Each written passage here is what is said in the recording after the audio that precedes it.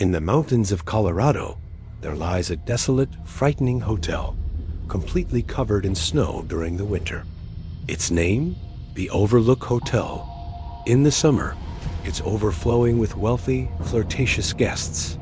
But when winter comes, the roads are closed, fog envelops the surroundings, darkness envelops everything. The hotel is completely cut off from the world. Jack Torrance is a former teacher and aspiring writer. He's made many mistakes in his life: a drinking problem, temper tantrums, addictions, and the hardships he's inflicted on his family. But now, he wants to be a good person, to start anew. So he accepts an offer from the management to become the hotel's caretaker during the winter season. His sole duty is to oversee the hotel throughout the winter, monitor the boilers, and maintain communication with the outside world. Jack moves into the Overlook Hotel with his wife, Wendy, and his young son, Danny. Danny is a little boy of 6, but he's different from the other children. He's a bright, shining child. He can hear voices in his mind, sense the future, and see other people's thoughts. He is a kind of medium or wizard. This ability is called the Shining. When they arrive at the Overlook Hotel, they are greeted by Dick Halloran, the cook. Like Danny, Dick possesses the power of the Shining. The two can communicate telepathically. Halloran warns Danny. There are evil things inside the hotel, Danny, but they are only shadows ... that they move in the dark. They are not real. Don't fall for them. And winter begins. The hotel is silent, dark, snow white, the air harsh. It is December. All communication with the outside world is cut off, and there is no news of any kind. The first weeks go well. Jack tries to find inspiration to write. Wendy tries to be happy, but Danny begins to see strange things in the hotel corridors. Room 237 constantly calls to him. He hears whispers in seemingly empty halls, sees visions of an elevator filled with blood, and at the same time, the terrifying dark forces within his father begin to awaken.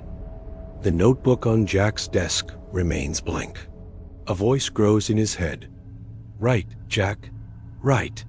But the only sentence he writes is, "All work and no play makes Jack a dull boy." In other words, all work makes Jack a dull boy. He writes the same sentence hundreds, thousands of times. When Wendy realizes, she realizes that her husband has been driven to madness and darkness. Jack has been completely captured by the hotel. The hotel's evil spirits have taken over his mind.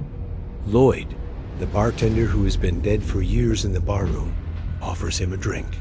Jack is now a part of the hotel. And Danny, through the Shining, sees the hotel's past. Murders, betrayals, celebrations ending in bloodshed. And worst of all, room 237. One day, he enters the room. Inside, in the bathtub, lies a rotting woman's body. The woman stands up and touches Danny, but the darkness is like ice at her touch. Danny screams, and Wendy rushes to catch up. But Jack has completely lost control. Wendy wants to protect her son, but Jack grabs an axe.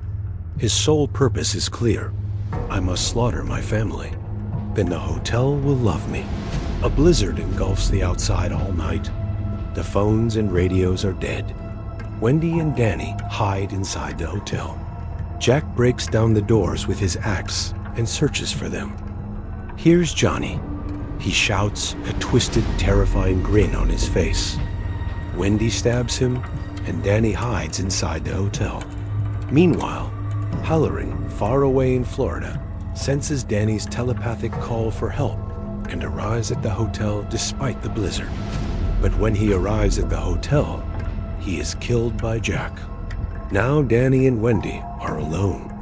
Danny runs into the labyrinthine garden to escape. Jack is on his trail. The snow is knee-deep. But Danny acts wisely. He backs into the snow, reverses his tracks, and hides in a corner. Jack loses his trail and freezes to death in the darkness of the hotel. In the morning, Wendy and Danny drive away from the hotel on Halloran's snowmobile. In the background, the Overlook burns slowly and explosively. The evil energy that has accumulated inside the hotel is destroyed by the explosion of the boilers. The Overlook is now dark and silent. But in some places, bad memories don't die. They just wait for the right time.